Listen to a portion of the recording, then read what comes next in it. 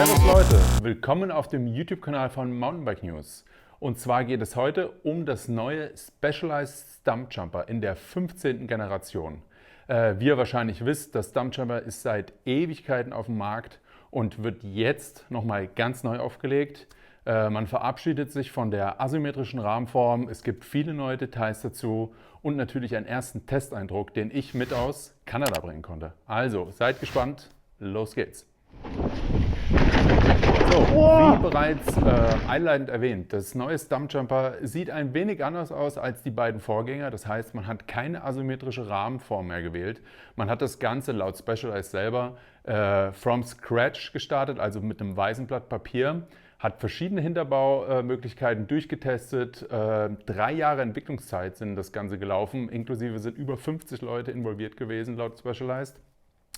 Schlussendlich kam man aber doch wieder beim FSR-Hinterbau an, also dem klassischen Design, das Specialized bei fast allen Rädern verwendet.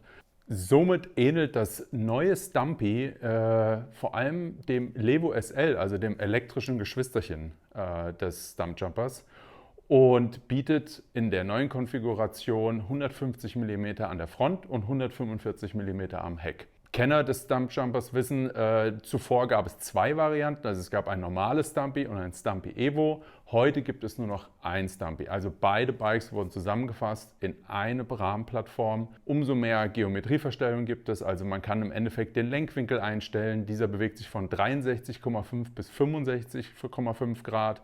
Das heißt, man hat eine ziemlich große Bandbreite der Einstellungen. Zudem gibt es einen Flipchip am Horstlink hinten am Hinterbau des Fahrrads. Damit kann man die Tretlagerhöhe um 7 mm verändern. Also grundsätzlich viele Anpassungsmöglichkeiten, um genau dein Stumpjumper sozusagen für dich zu konfigurieren. Des Weiteren kann das Stumpy als Full 29er oder Mullet Bike gefahren werden, mit der Ausnahme der Größen S1 und S2. S1 und S2, also die kleinen Rahmengrößen, sind only Mullet, heißt nur in der Konfiguration mit 29 Zoll Vorderrad und 27,5 Zoll Hinterrad erhältlich. Das, weil man einfach sicherstellen will, dass es genug Platz gibt, die Sattelstütze zu versenken komplett und eben auch der Fahrer oder die Fahrerin einfach ein bisschen mehr Platz auf dem Rad hat.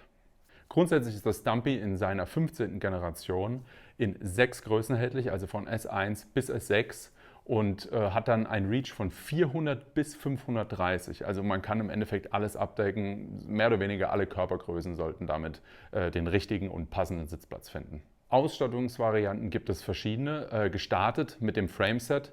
Das gibt es nur als S-Works Framesets, das kostet auch knackige 4.500 € inklusive Dämpfer.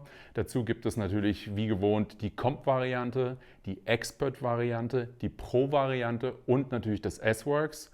On top gibt es noch eine Öhlins Limited Edition, das heißt Öhlins Fahrwerk, Gabel und Dämpfer. Das Fahrrad hat auch sonst eine etwas abgeänderte Ausstattungsvariante. Alles weitere dazu findet ihr aber detailliert in unserem Artikel. 2 weitere Details, die man erwähnen kann, ist zum Beispiel das SWAT 4.0, also der Kofferraum am Stumpy. Er soll jetzt deutlich leichtgängiger sein und sich einfacher öffnen und schließen lassen. Dazu will man erreicht haben, dass er heute auch komplett wasserdicht ist. Ein weiteres kleines Highlight ist auf jeden Fall auch die neue Lagergarantie. Das heißt, alle Rahmenlager des Specialized können ein Leben lang ausgetauscht werden, sobald sie nicht mehr gut laufen oder defekt sind. So, was ist eigentlich neu am Stumpy? Grundsätzlich ist das Stumpy immer noch ein klassisches Trailbike, wie es zuvor auch war. Nur heute ist es einfach nur ein Chassisbasis, also es gibt nur noch einen Rahmen, der alles abdecken soll, also Evo bis Standard Stumpy. Zudem wurde das Fahrrad rundherum um den neuen Genie-Dämpfer entwickelt. Der Genie-Dämpfer verfügt über eine von Specialized zum Patent angemeldete Dämpfertechnologie. Diese ermöglicht ein ziemlich hohes Positivkammervolumen. Also im Detail sieht das so aus: Man hat 2 übereinander gelagerte Positivkammern, die zusammenarbeiten im Bereich von 0 bis 70% des Hubes. Das bedeutet, dann hat man einfach ein sehr großes Positiv-Volumenreservoir. Sobald man die 70% übersteigt, also sozusagen den letzten 30% des Federwegs ankommt, wird die zweite Kammer, die äußere Kammer, verschlossen und ein ziemlich harter Ramp-up startet. Also man hat viel Endprogression. Ziel der ganzen Geschichte ist es, ein sehr Coil-mäßiges Feeling zu erreichen. Also das heißt, einen Stahlfederdämpfer zu imitieren. Einfach ein schönes, plusches Ansprechverhalten und auch durch den Federweg hindurch einfach ein lineares Verhalten zu erreichen. Das Ganze soll dazu dienen, dass man ein bisschen mehr Federweg nutzt in diesem Bereich und einfach dadurch mehr Stöße absorbiert und damit einfach mehr Traktion und Grip generiert am Fahrrad. Zudem kann der Genie-Dämpfer auch ziemlich gut angepasst werden, nämlich mit Spacern, also sogenannten Gummis, die man in dem Dämpfer montiert. Hier kann man das Fahrrad im Endeffekt von einem sehr Coil-like, also sehr linearen Gefühl im Hinterbau, zu einem sehr poppigen, progressiven Gefühl umschimmen, kann man schon fast sagen, oder umtunen. Das heißt, desto mehr Gummibänder man reinpackt, desto poppiger wird das Fahrrad. Vergleicht man die Geometrie des alten Stumpjumpers oder der beiden alten Modelle mit dem neuen Modell, sieht man, dass sie sich ziemlich ähnlich sind. Vergleicht man das neue mit beiden alten Modellen.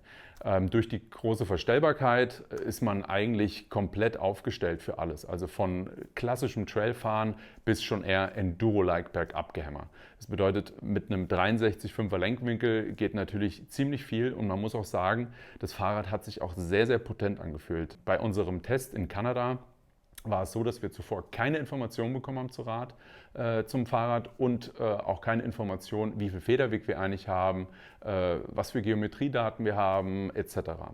Initial muss man sagen, das Fahrrad hat sich sehr komfortabel angefühlt. Das bedeutet, man hat sich auch sofort wohlgefühlt darauf, man ist draufgestiegen, man hat ziemlich schnell, ziemlich Gas gegeben, weil das Fahrrad einfach super viel Sicherheitsgefühl vermittelt hat.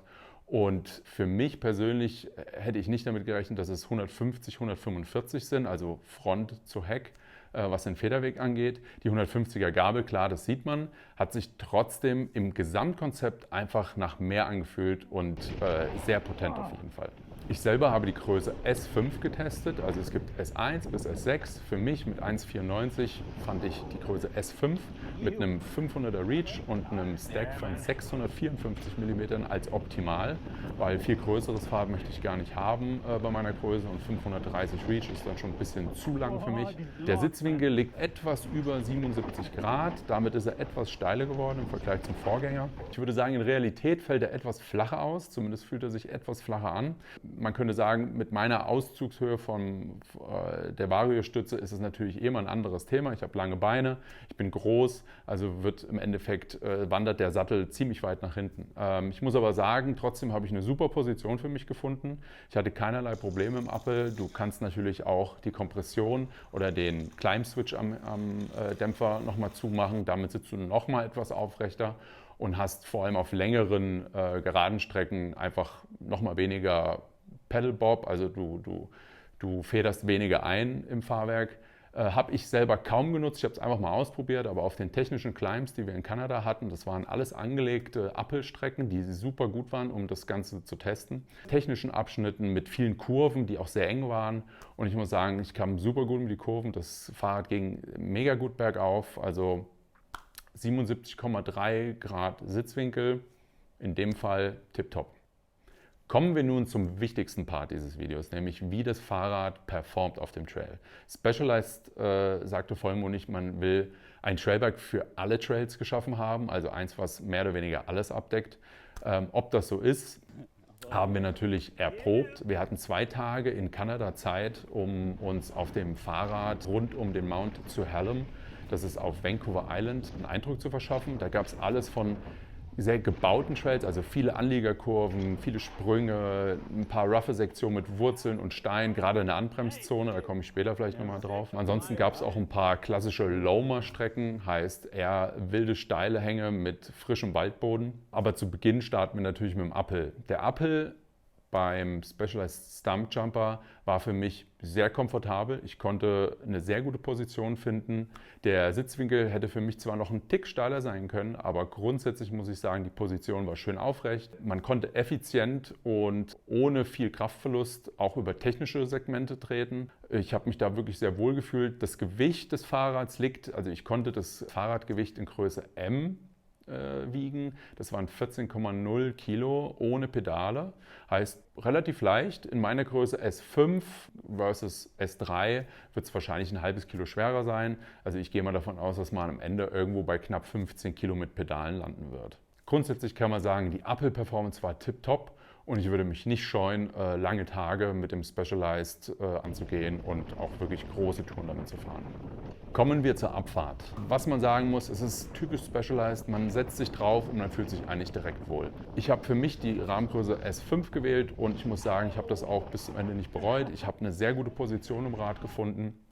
Auch bergab. Sie war tendenziell ein bisschen nach hinten orientiert, statt super zentral, was aber gar nicht störend war, weil man damit einfach noch ein bisschen verspielter fahren konnte. Ich hatte sofort Vertrauen ins Fahrrad, in die Front. Einziges Manko waren vielleicht die Reifen, die montiert sind. Das sind die Butcher und der Eliminator, die aber in einer dünnen Trailkarkasse kamen und das bei meinen ca. 100 Kilo dann doch schon etwas grenzwertig war. Das heißt, am Heck bin ich dann wahrscheinlich 2,2, 2,3 Bar am Ende gefahren.